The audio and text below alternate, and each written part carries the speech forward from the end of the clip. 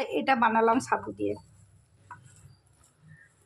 দেখতে তো বেশ ভালোই লাগছে, খেতে কেমন হবে জানি না। একবার মম খাইয়েছিল, খুব ভালো লেগেছিল।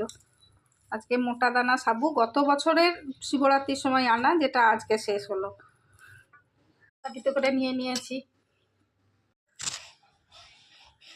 আজকে শিবরাত্রি, তাই জন্য ঘরেই পুজো করেছি। আমি পুজো দিতে কোথাও যাইনি, কারণ পুজোর জোগাড় তো লাগে অনেক কিছু শিবরাত্রি, যেটা আমার সম্ভব হয়নি জোগাড় করা।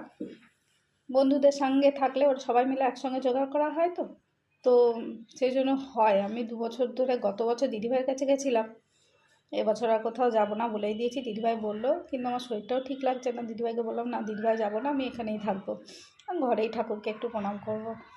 তো দুপুরবেলায় কী খাবো, আজকে তো অন্ন খাবো না, তাই জন্য এটা বানিয়েছি,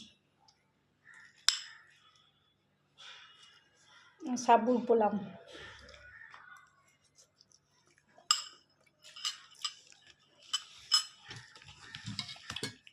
রাত্রে যেহেতু আমি 7টার মধ্যে খাই, আমার তাতে খিদেও পেয়ে যায়। এখন 1টা বাজছে, প্রায় 1:45, তো আমি খেয়ে নিচ্ছি। এটাই আমার লাঞ্চ।